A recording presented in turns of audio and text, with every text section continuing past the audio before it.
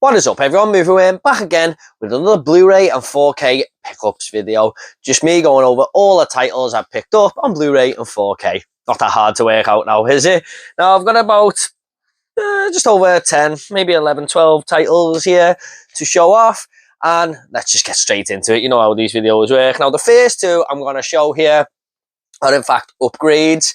Now, I don't upgrade too much, but I am slowly getting into it a little bit because I've got an OLED TV now, and the picture quality is just unbelievable on some of these movies.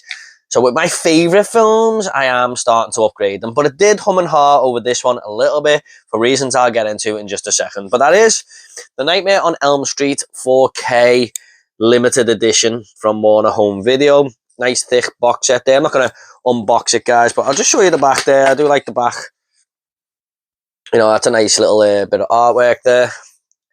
But yeah, a little bit annoyed with this one, only because a couple of weeks after I bought it, they announced the box set that was coming. Now, the reason I got this is because, obviously, Nightmare on Elm Street is the reason I'm a horror fan. And I really do like the first Nightmare on Elm Street. Not my favourite in the series, but I really do like the film. And I thought if they bring all of these sequels out in this form, I'm going to pick them all up one by one. That'd be something that I would love to have. But they are bringing a box set out with no other announcements to do them separately, I don't think, as of yet. I think I am going to have to pick that box set up, just being a massive Nightmare on Elm Street fan.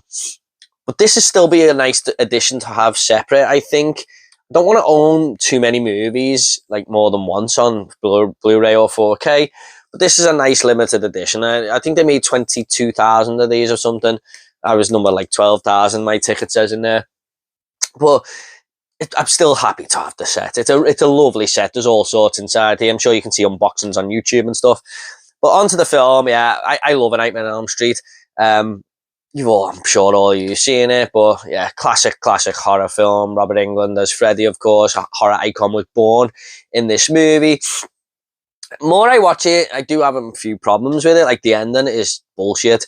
I mean, it just doesn't even make sense to me. I watched this back in October because I was doing a podcast on the movie with SP film reviewers. I had a great time on that. I'll leave the link down below if you want to hear my full thoughts on that, guys, and that podcast. But the ending really did confuse me more than ever. I can't quite work out what's going on there. However, the Blu-ray wasn't the best picture quality, and I checked this out. I haven't watched the full film, but I've just gone through a few scenes, and it is night and day. They've done such a good job with this 4K transfer. It looks absolutely gorgeous, I gotta say. So yeah, I am very happy with this. I just kind of wish that I may have waited for the box set, but I'm still very happy to have this edition. I am. It's a lovely set. That is A Nightmare on Elm Street on 4K. Next up is another upgrade, and that is the Terminator. Nice little slipcase there. Yeah. This is in my top 15, definitely 20 movies of all time. Along with the second one, which I just prefer slightly over it. But I did used to prefer this one. But over time, I've slightly preferred the second. But they're both kind of masterpieces, in my opinion. Absolutely love this movie. I had to pick this up on 4K. I'm very, very eager to rewatch this soon. So on my end of month vlogs, you might see it in February's watches. But this is obviously just James Cameron's absolute masterpiece with Arnold Schwarzenegger trying to come back in, well, he does come back through time to terminate Sarah Connor, because his son John Connor is going to be the future of the human resistance, and he's going to basically take on Skynet, who've created these cyborgs and stuff. Massively ahead of its time, because AI is becoming a really dangerous thing, in my opinion, right now. I don't think we should be messing with it at all, but this just shows what could happen. But Arnold Schwarzenegger, he was my hero as a kid, but in this movie, he's fucking damn terrifying. I used to have nightmares about this film when I was a kid and stuff, but absolutely love it. It's just brilliant, and it has got the greatest movie scene of all time, in my opinion, the Technar scene. I just think it's perfection. I couldn't just watch that over and over again. It's unbelievable. So I haven't watched this on 4K yet. I don't know what the transfer is like, but I will be watching it very soon. So yeah, glad to own the Terminator. I hope they bring out Terminator 2 soon, fully, you know, with the director's cut and everything, because we've only got the theatrical cut right now. So we need a new edition of that. That is the Terminator. Now, when I was in HMV and I bought the Terminator, I got to the till and I knew I was going to look because there's always something there for $9.99 when you buy any other item. And they had the 4K of Fatal Attraction. And I was a bit like, oh, should I get it or not? This is a movie I've never seen. And I've always wanted to see it. A couple of my friends in my past job were like always talking about this film. And they said, oh, you got to watch Fatal Attraction. I've heard a lot about it, the bunny boiler and stuff like that. And I love thriller movies. You know, after horror, it's probably my favourite genre. So there was one there without the slipcover, and then one behind it with the slipcover, and that just pushed me over the edge. I was probably going to buy it anyway. I'm not really a big slipcover guy. I mean, I would prefer to have the slipcover, but it never really puts me off too much about buying a movie if it doesn't have a slipcover. So, like I said, I was probably going to buy it anyway, but then I just seen this behind it and I went, yeah, I'm just going to grab it. And I watched it that night, and I loved this movie, man. This was fucking great. This is follows Michael Douglas, who basically has an affair with Glenn Close, I believe. Is it Glenn Close? Obviously, it's Glenn Close, yes. While his wife's away, and he says, look, I can't continue this. I'm married and stuff like that. And she will not take no for an answer. And she begins to make his life a living hell. And lots of sinister stuff starts to go on there. But it just gets worse and worse for Michael Douglas and his family. And this Glenn Close will just pushing things further and further. It's a really, really great filler film. You know, kind of reminded me of Basic Instinct, probably because Michael Douglas is in the movie, but it's got that same sort of tone. And I just thought it was great. I really, really enjoyed this movie. So glad I picked it up. So glad to have it in the collection. And this might be one of my top 10 first time watches of the year. I'm not quite sure yet. We're only in February. But yeah, glad to have finally seen this after I should have watched this years ago.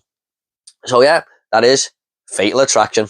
Couple of video nasties next, guys, and these are from 88 Films. I was meant to pick these up a little while ago, but I had some Amazon vouchers and I was thinking, what 4K should I get? And then it just popped into my head.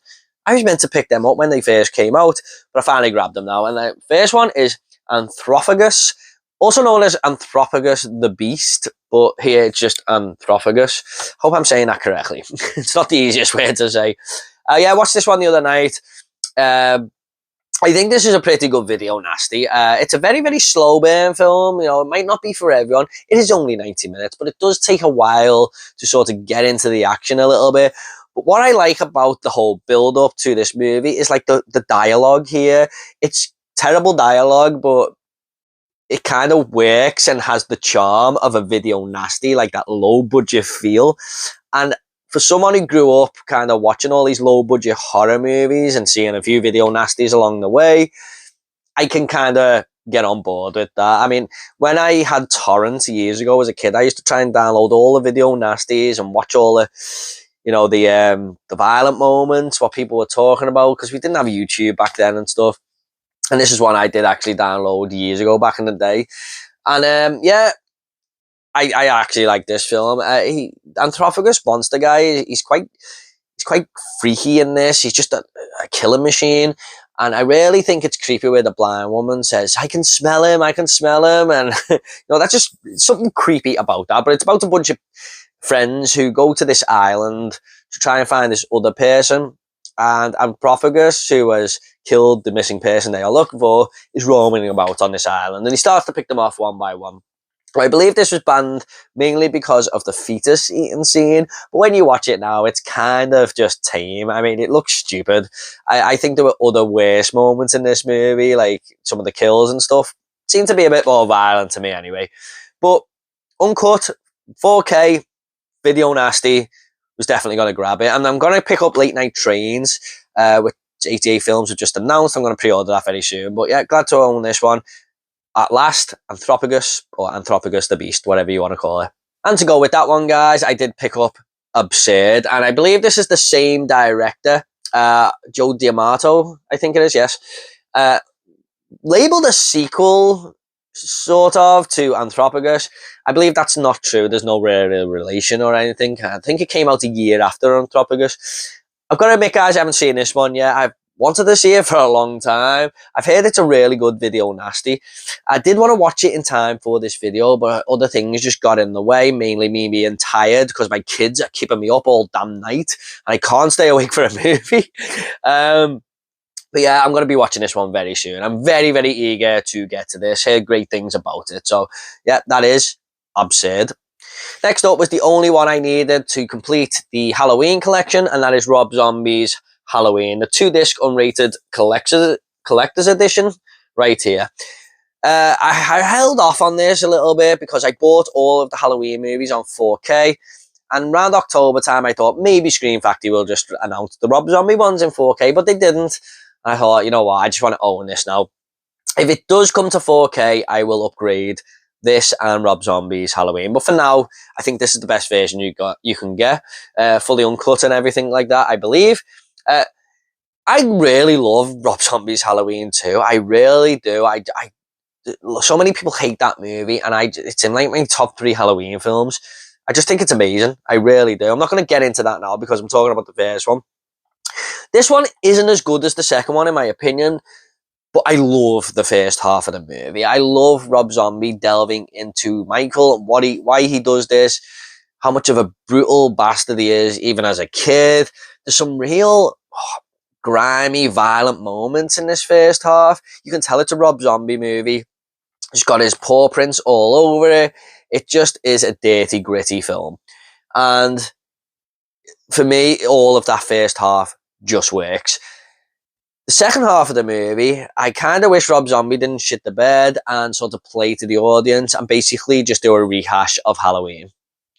I really liked it when he was doing his own thing here, and that's mainly why I love Rob Zombie's Halloween 2. This is a remake. Why do the same thing? Why?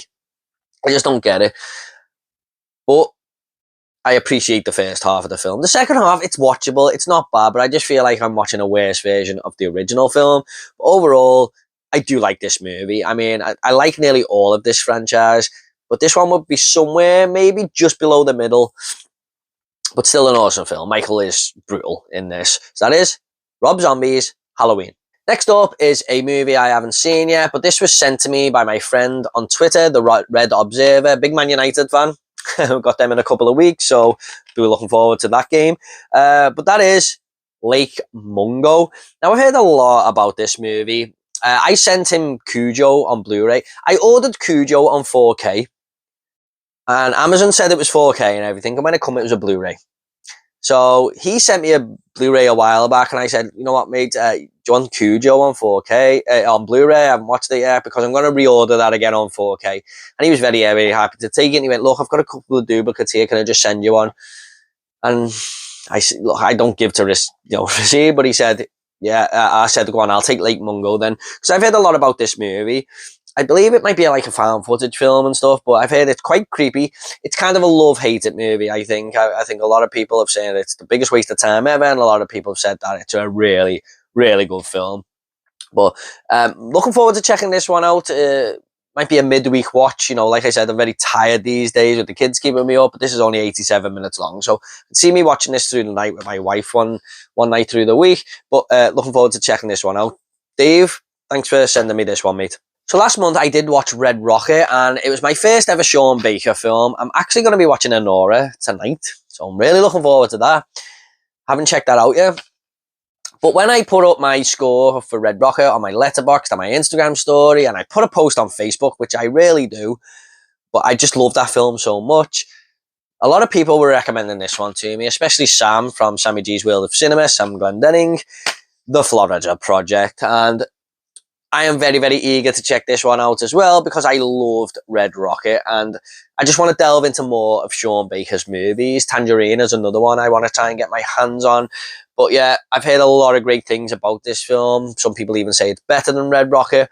But yeah, it looks like another slice of American life like Red Rocket was. But, yeah, I'm really looking forward to this. I just love the way he directs his movie. Well, I've only seen one, but you know, if it's anything to go by, I just love like the whole realistic feel of it. So looking forward to checking out The Florida Project. Now, I ordered a couple of childhood classics from Amazon. One of them hasn't come yet, but you'll see that in my next update. I'm going to try and do more regular updates now, guys. I know I always say this, but I've got a big list of Blu-rays I'm after, and I'm going to try and, you know, speed up the buying a little bit more. I'm going to have a new movie room soon as well. So just to let you guys know, my backdrop might be a little bit different. I've got it all plastered, painted. I've just got to get my shelves in and move all this collection behind me into that room. But I'm going to have like lower shelves, so I'll have different decoration above the shelves. So look out for that. It's a work in progress. But maybe the next video I'll be in a different room, just to let you guys know. But anyway, I ordered a few childhood classics. So one of them is coming in a few weeks.